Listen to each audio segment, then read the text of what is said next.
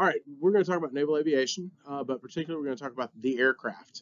I'm going to give you some gouge about something. So that gouge is that this presentation is like somewhere between 12 and 15 years old. So it hasn't been updated in that long. And that troubles me because we have discontinued some aircraft and we have started some new aircraft since then. But the problem is that if I update this slideshow, which I have done before in the past, as soon as they update, update the software, it deletes all of the updates that I made. That's no fun. I don't like that at all. So anyway, what I'm going to do is I'll just explain some stuff. I think last period we finished up early.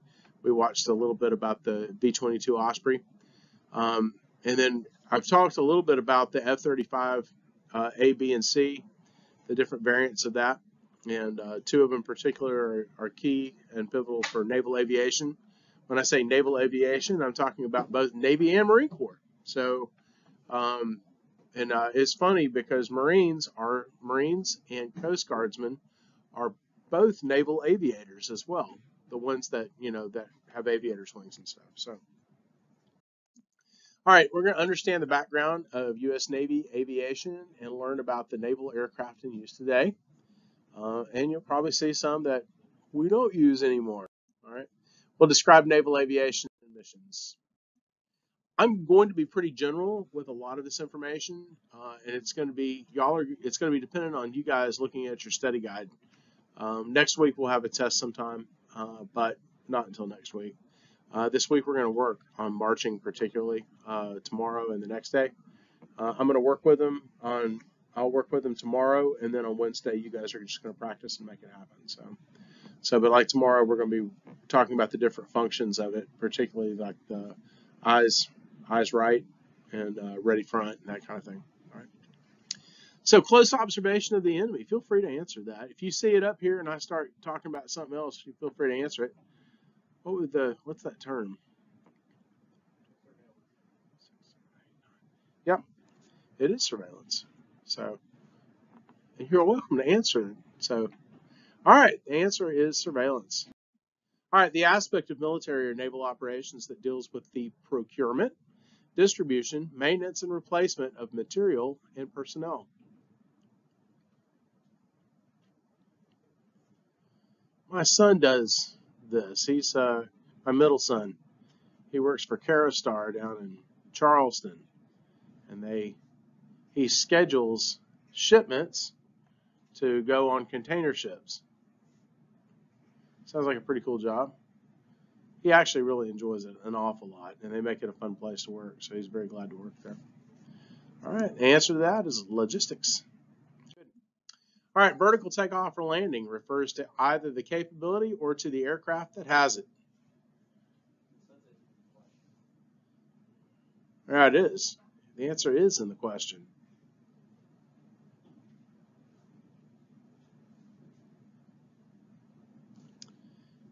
The answer is VTOL, vertical takeoff and landing. All right, an assembly of rotating horizontal airfoils, also known as wings, such as on a helicopter. We talk about helicopters versus fixed-wing aircraft. Fixed-wing aircraft are fixed wing, and then helicopters are rotary wing. Let's see what the answer is. Hang on, sir. I've got to pause it. So, all right, the answer is rotor. Very good. Let me go ahead and advance it here. All right, an assembly of rotating horizontal is a rotor. Now, I see a couple of you put blades. Well, on a rotor assembly, are blades, are rotor blades, and so you are not entirely right, but you're not entirely wrong. A separate streamlined enclosure attached to an aircraft for sheltering the crew or cargo or housing an engine. We've answered the one for rotor and VTOL. And surveillance and logistics, what could the answer be?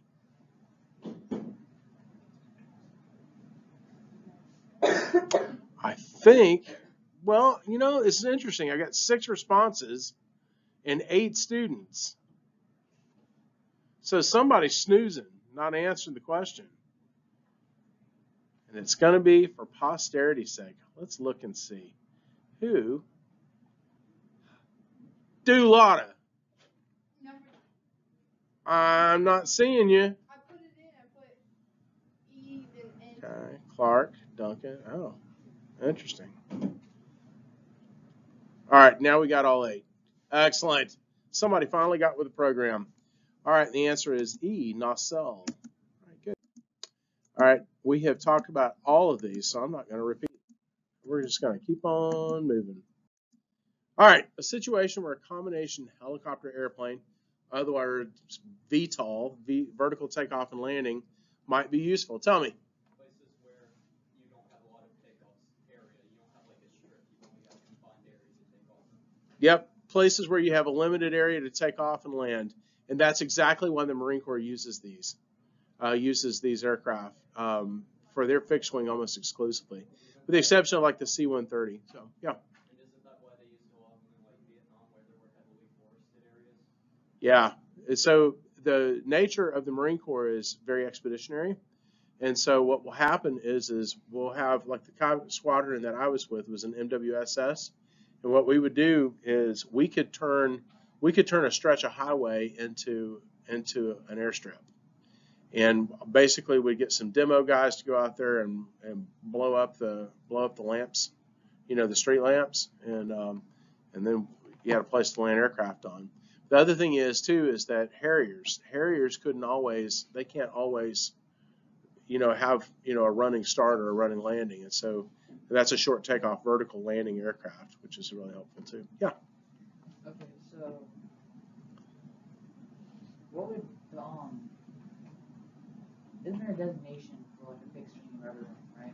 Yes. Okay, so for aircraft that have like a fixed wing too, like they have wings but they also have rudders. Yeah. What would that be designated as? Would it have both? So you're thinking of like the V-22 Osprey? Its designation is V-22. So it's an STOVL or a VTOL aircraft, vertical takeoff and landing. STOVL stands for short takeoff vertical landing.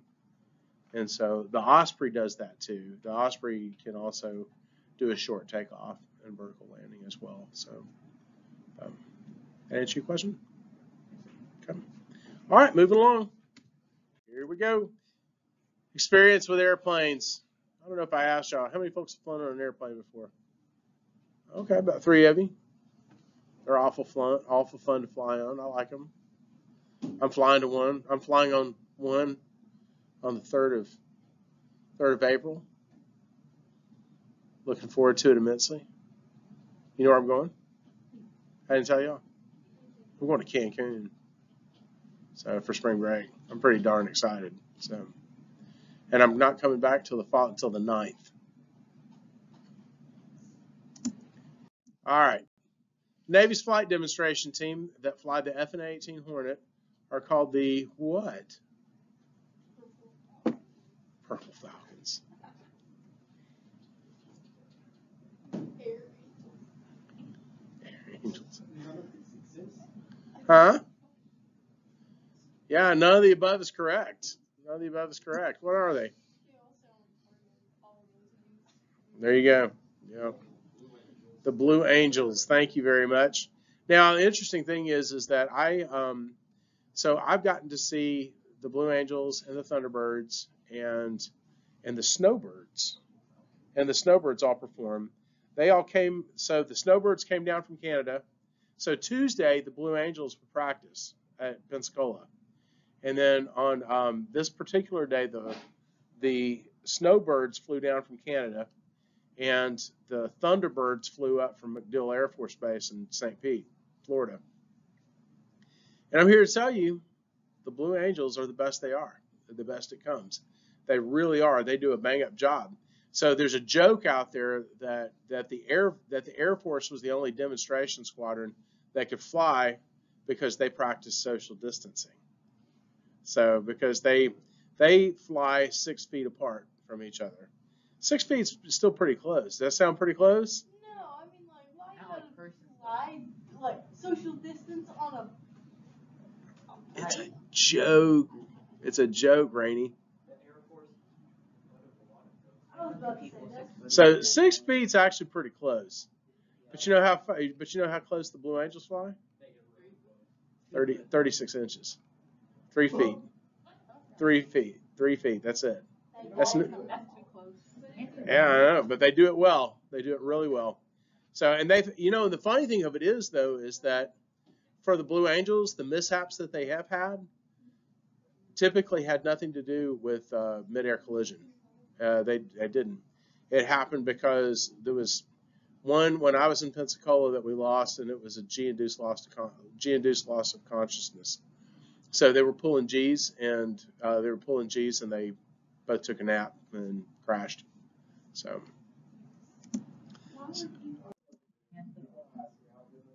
Yeah, those are pretty fun. And I did the centrifuge in Lemoore, California, one time.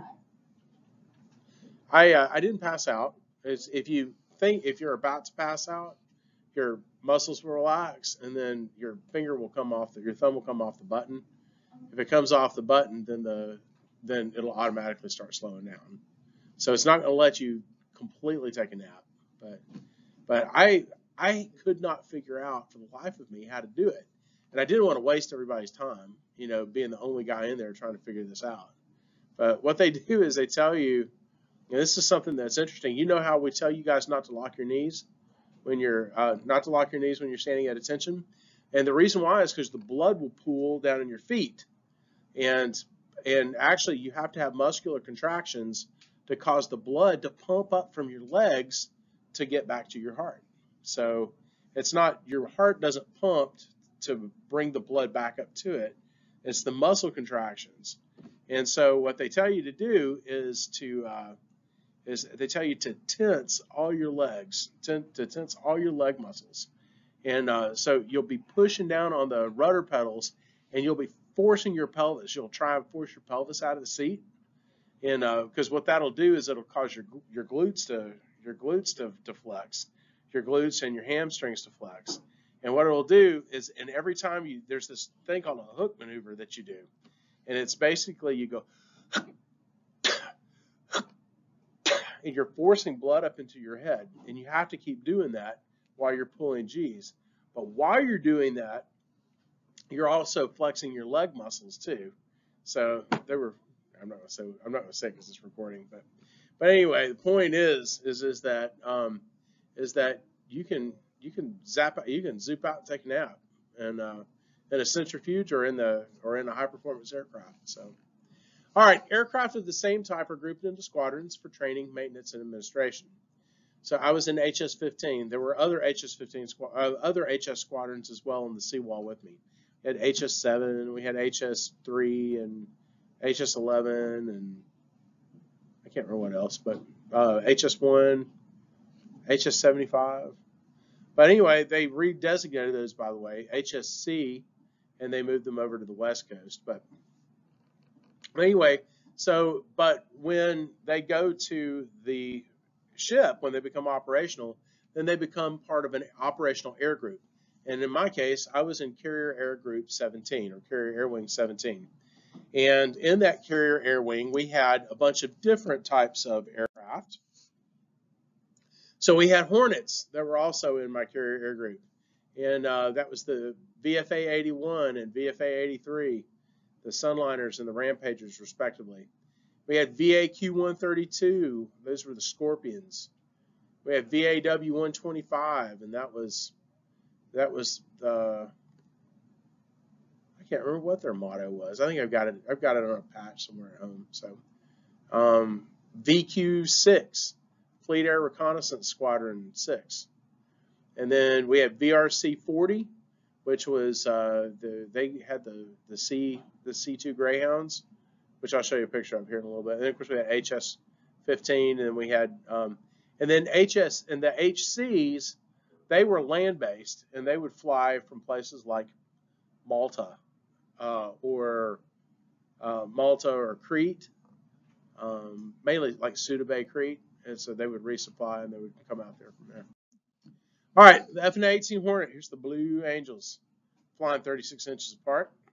So that wingtip, I don't know if you can see it, that wingtip is 36 inches above that cockpit. And that pilot has his head up, his or her head up, that we do have female Blue Angels now, looking up and tracking that the whole time. And they're using fine motor movements on the controls to maintain that, that distance. It's pretty remarkable. All right, it's a remarkable airplane. It's an all-weather airplane. It can dogfight. It can do fighter, or it can do attack. Okay, for posterity's sake, you need to turn around. You need to pay attention to me. Congratulations, you've been recorded. All right. So you guys need to be facing me and quit talking. All right. I have higher expectations of this class. This is the class I look forward to. All right. All right. E&F Super Hornet models of the F/A-18. These were joining the fleet back when I was in the Navy still. And these are, it's a high performance Hornet, F/A-18. So if you look up here, you can see these Hornets right here. It says don't poke a hornet's nest. Those are F/A-18 Deltas, F/A-18Ds. And they're two-place. They're two seats. The F/A-18C is a single place. So we have F/A-18C, which is single place, F/A-18D, which is two place. And now we have an F/A-18E. How many seats do you think it has? One. It has one. And the F/A-18F has how many, Michaela? You just said it. No, it's two.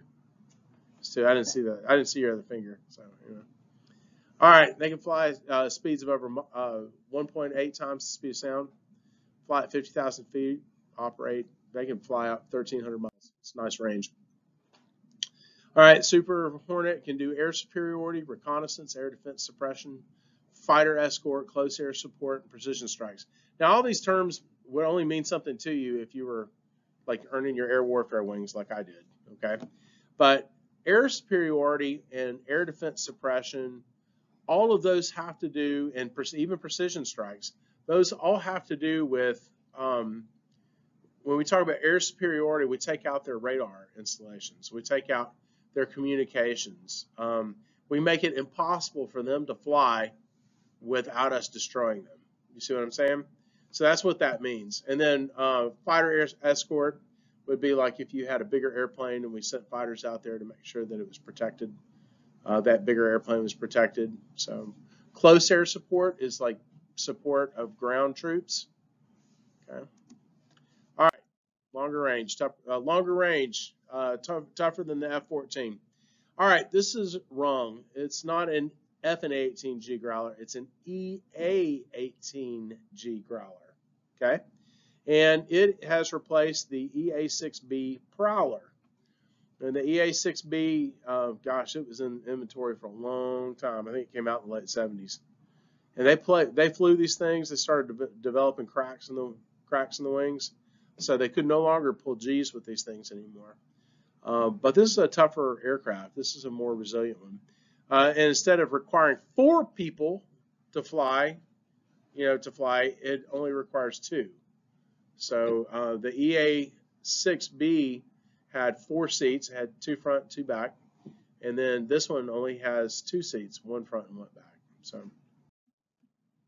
So the Super Hornet models of the F/A-18s have 2 models, an E and an F.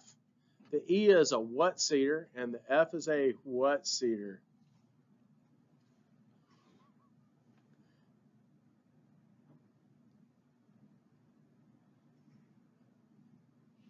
Come on, wakey uppy. There's only one person that's out of the classroom. I should have 7 responses.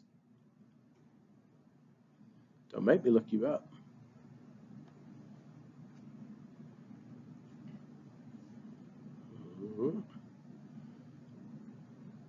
Kayla, Ellis, Collins, Taylor, Rainey.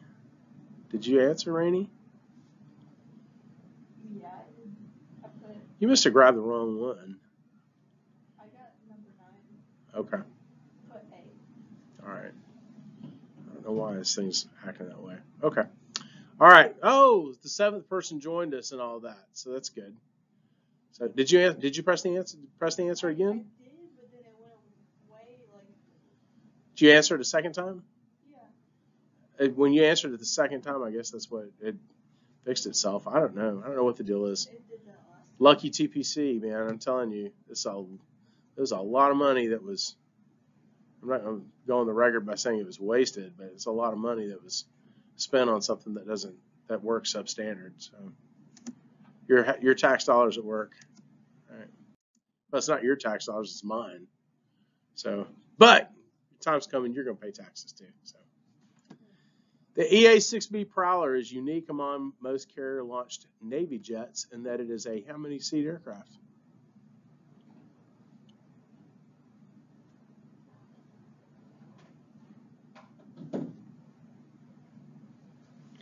All right, that answer is it's a 4-seat aircraft.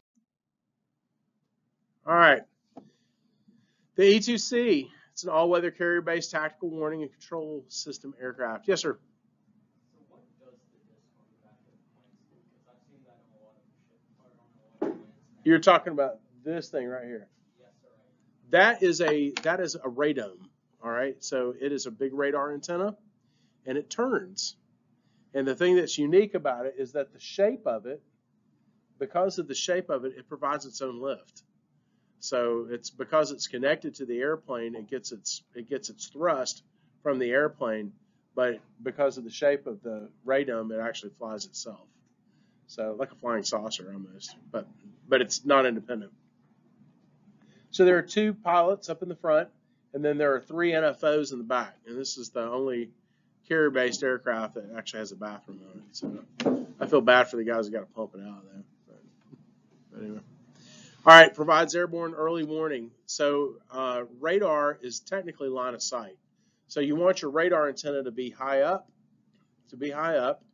and in this case, they take this radar antenna way up in altitude, and so it gets a much broader, radius of sensor detection.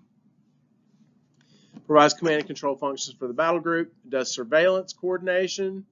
Or in other words, they can actually relay communications and that type of thing. And they do strike and intercept control. So what that means is that if there's an enemy aircraft coming in, this thing can vector that aircraft. You can vector an aircraft to go and intercept that enemy. Okay, and then strike and intercept control, search and rescue guidance, and then relaying communication. All right, I'm not going to talk too much about this. Basically, the biggest difference is it's faster, it has longer range, has 7-bladed propellers instead of 4-bladed propellers. So, the E-6B Mercury is the purpose of this airplane. This is basically it's an old Boeing 707, and it has these antennas that come out the back of it that trail behind this aircraft for 2 miles. And the purpose of it is it's communication relay for FBM submarines. And this aircraft relays the messages to tell this thing to launch missiles. The other thing it does too, though, it also has a more civil use as well. It sends email out to the submarines. So that's the big thing too. So it's not internet necessarily, but what they do is they'll send what they call familygrams. And the thing that hurts for the family is the families don't get responses, because for them to send responses would give away their position. They'd allow the enemy to triangulate where they're at, and so they can only receive messages. And so anyway, and then it says it can launch land-based ICBMs. I don't know about that. That doesn't make any sense to me, but. All right, the P3C Orion is no more. It doesn't exist anymore. All right. Well, it does exist at the National Museum of Naval Aviation. So, but it's a long distance patrol aircraft. Flies up and down the coasts. All right. But it's been replaced by the P8 Poseidon. So I'm going to explain that real quick. All right, the P8. This thing has on it, it has a bomb bay on it, which carries Mark 46 torpedoes.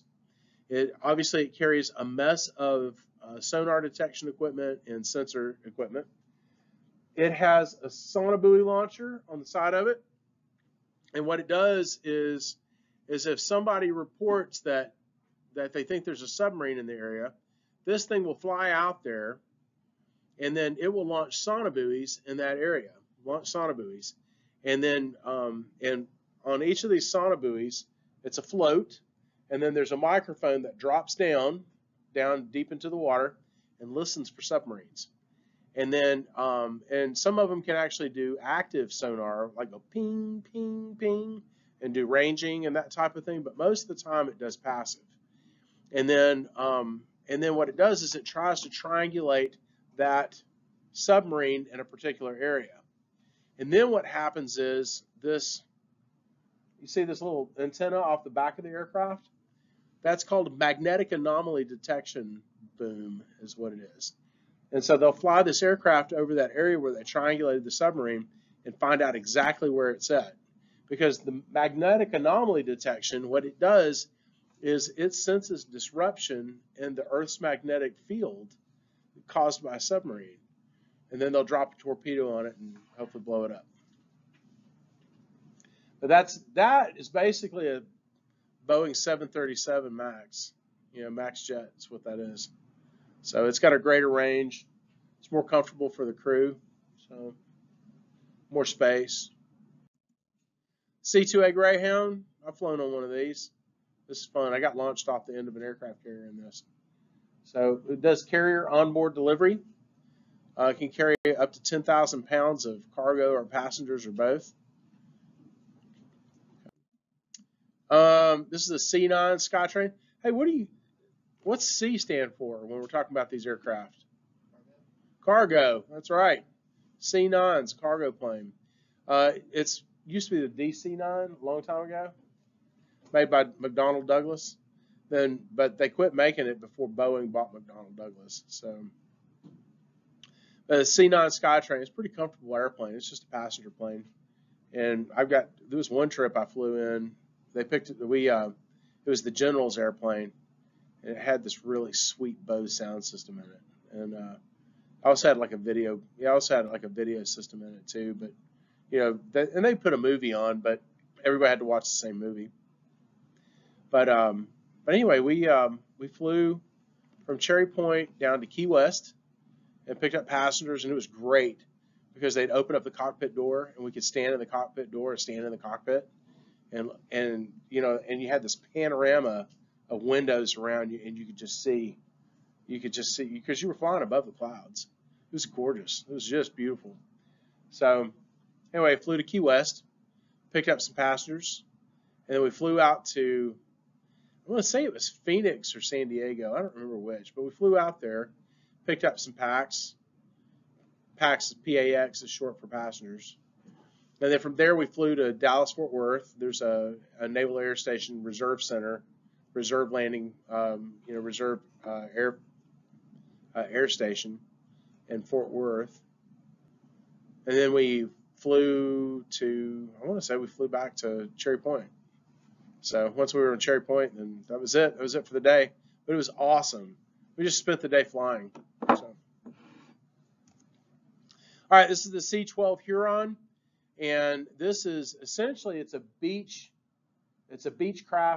King Air is what it is.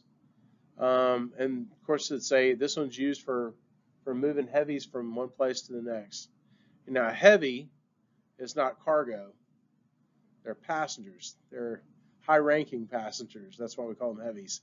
So anyway, but also one thing just to let you know that's not necessarily terribly important to your test taking or anything, but it's just nice to know information, is that the Navy also uses this same airframe as the T-44, which is an intermediate aircraft. It's an intermediate training aircraft used for teaching pilots how to fly multi-engine aircraft, such as the P-8 Poseidon or the C-130 Hercules or C-9, that type. Speaking of C-130, here it is. This thing has short takeoff and short landing capability. This thing can stop on a dime, and it can launch if it uses jet-assisted takeoff bottles. It can take off. It can take off in a short distance as well. T-45A Goshawk. All right, this is a 2-seat carrier-capable jet trainer, and they use this to teach pilots to land on aircraft carriers.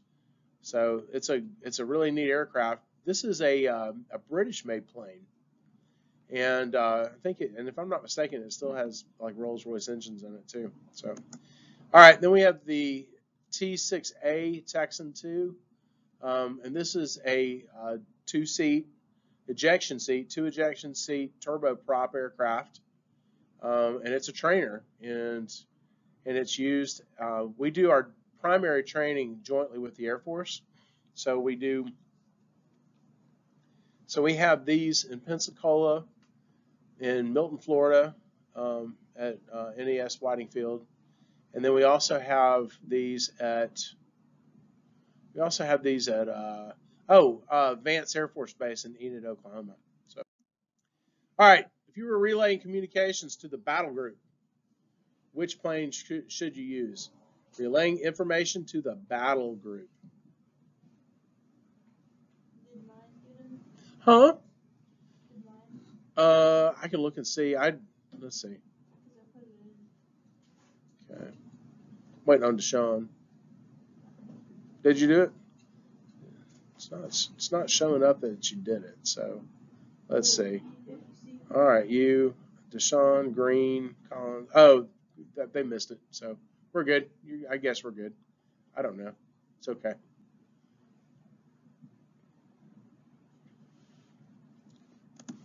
All right. Answer is the Hawkeye. Good. Navy pilot trainees use which type of plane?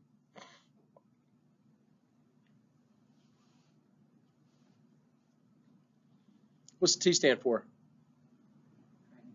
Trainer. What's the answer? A. Yeah.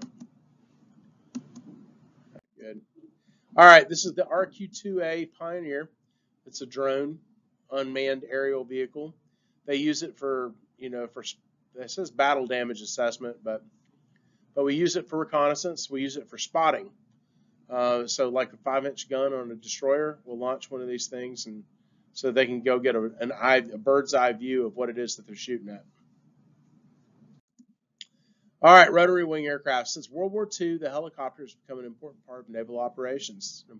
That's an important statement. They're used for transfer of supplies. Remember me talking about vertical replenishment last week? Vert rep. Okay, where we move pallets of groceries from one ship to the next with a helicopter. We'd use it for undersea warfare, anti-submarine warfare. Mine warfare, we use it for finding mines. We also use the helicopter for search and rescue operations, and even special warfare. The SH-60 Seahawk, this is what we had in my squadron. We had SH-60Fs and HH-60Hs. It's a twin-engine helicopter.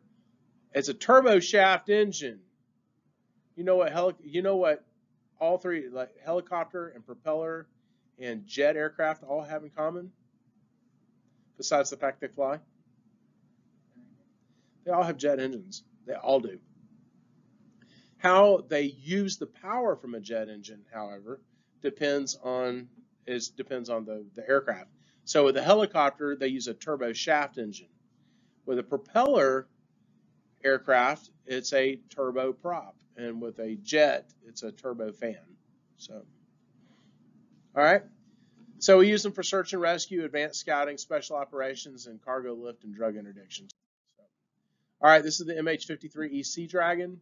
This one is used for mine warfare, but we also have H-53 Sea Stallions too, and those are used more primarily for cargo. TH-57. What does TH stand for? Helicopter trainer. All right. TH-57 Sea Ranger. It's a primary training helicopter for students who are becoming helicopter naval aviators. Okay. They also are used for some utility missions. B-22 Osprey. This is a cool aircraft. It's a tilt rotor aircraft. It's designed to take off as in short takeoff or vertical takeoff.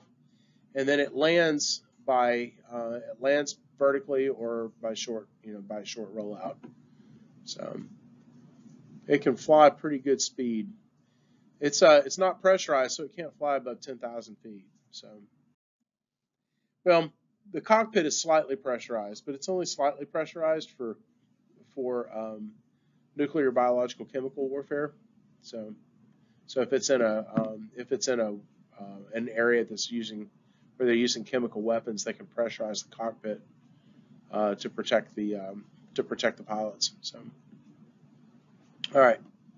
And it's used by the Marines, the Air Force, and the Navy. The Air Force uses them for special operations, but the Navy uses them now for vertical onboard delivery. So remember me showing you the COD, the C2 Greyhound? So the C2 is being replaced by this aircraft. All right, naval aviation began with the first years of flight and the first carriers in the 1920s. But naval air power really came into its own in World War II. The challenge for today's Navy is to integrate aircraft with the fleet, making full use of the power of nuclear aircraft carriers, jet aircraft, helicopters, and large long-range patrol planes. All right, true or false? Helicopters were used as a primary method for surveillance in World War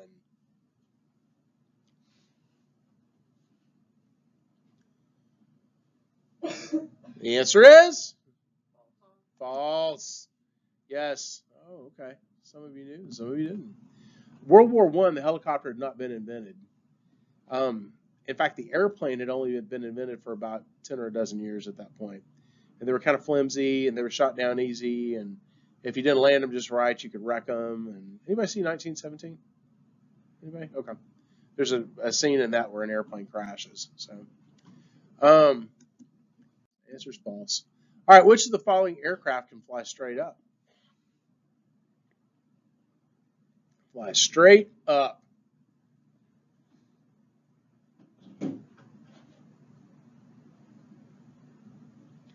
Oh, you just started answering, didn't you? Okay. You guys are plugging in the answers. Plugging and entering.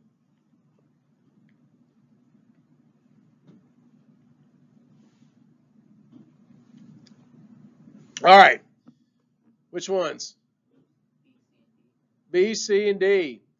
SH-60 is a helicopter. TH-57 is a helicopter. And B-22 is a VTOL aircraft. But the Pioneer, it takes off with a slingshot. So if it's on, they launch them from a destroyer. They launch it with a slingshot, and then they catch it with a net. So catch it out of the air. It's pretty cool. 2 to 3 things that are different and 2 to 3 things that are similar between fixed wing and rotary wing aircraft. Planes and helicopters. Yes, Rainey. A plane, the wings stay still, and on helicopters It spins around. Good. Kelly? Helicopters take off vertically. Yeah, that's right. You got one? they both fly. And they both fly. That's obvious. And they all have jet engines. They all have jet engines too. Anybody got any questions?